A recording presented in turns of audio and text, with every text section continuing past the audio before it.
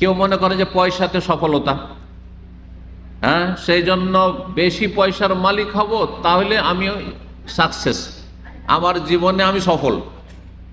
পয়সা দিয়ে সফলতা তলাশ করছে সে। আবার কেউ আছে রাজনীতিতে সফলতা, মনে করে যে আমি যদি গদিতে বসতে পারি, হ্যাঁ, কমপক্ষে চেয়ারম্যান হইতে পারি, নাই এমপি হইতে পারি, আর তারপরে মন্ত্রী মিনিস্টার হইতে পারি, রাষ্ট্রপতি প্রধানমন্ত্রী হইতে পারি, এটাই বড় সফলতা। সেই জন্য তার জন্য মরিয়া হয়ে ছুটছে। আল্লাহ বলছেন কুল, হে নবী জানিয়ে দাও মানুষকে, মানুষের স্বভাব কুল্লু ইয়ামালু আলা শাকিলাতি। সূরা ইসরা, বনী ইসরা আল্লাহ বলছেন প্রত্যেক মানুষ নিজ নিজ চিন্তা চেতনা নিয়ে কাজ করছে। ওর চিন্তাধারা কি? ক্ষমতার জন্য মরিয়া হয়ে ছুটেছে, পয়সার জন্য মরিয়া হয়ে ছুটেছে, দুনিয়ার জন্য মরিয়া হয়ে ছুটেছে, দুনিয়াকে কামড়ে ধরেছে, ছাড়াছাড়ি নেই।